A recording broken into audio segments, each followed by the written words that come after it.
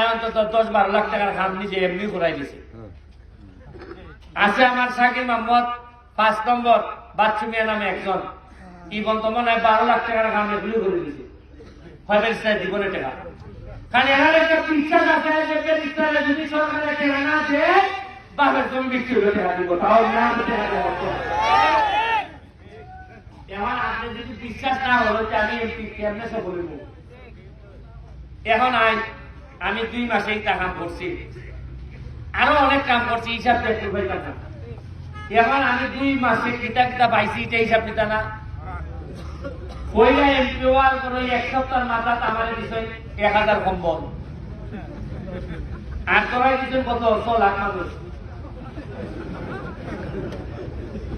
আমি করছি কিতা আরো কিছু মাইক আরো 5000 কম্বল আনছি। কত হইল? আমি প্রতি ইউনিয়নে 150টা করে কম্বল পাঠাইছি। 23টা ইউনিয়ন আমার টোটাল। এরপরে ওরা তুলে দেখি একদিন খবর দিল যে ভাই সাহেব আপনার নামে 2 কোটি আইছে।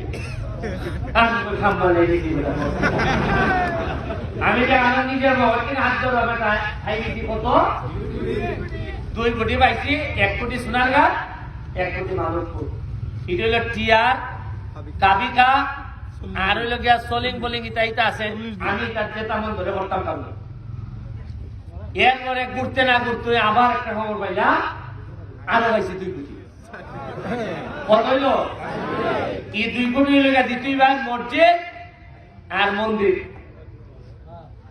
যাই হোক আমি খালকা গেছিলাম মন্ত্রণালয়, গিয়া দেখি ওই যে 2 কোটি যেটা পাইছি এটা খেয়ে পাইছি জানেন, এটা মাওবাড়ি পাইছি না।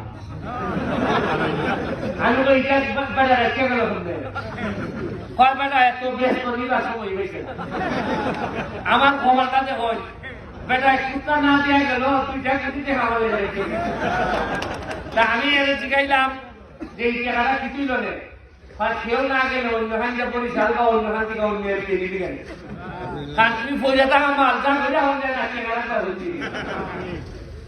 আমি বললাম কিভাবে চলছে বুঝুন, এই টাকাটা যে কষ্ট করে আনো এই সময়টা বলতো এরা হয়েছে না।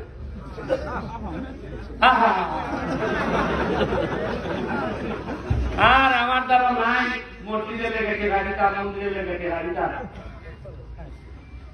এখন মাওবালি ভাই দোষ না, মাওবালি ভাই তো পিএস এবং ফাঁসাপাতি যার উঠে সাইডে দিছিলেন ডিগ্রিটা, যার কারণে এরা তো প্রায় খুলাইছে ওখানে এমপি গিরিটা মন্ত্রী গিরিটা ফেলে গেছে।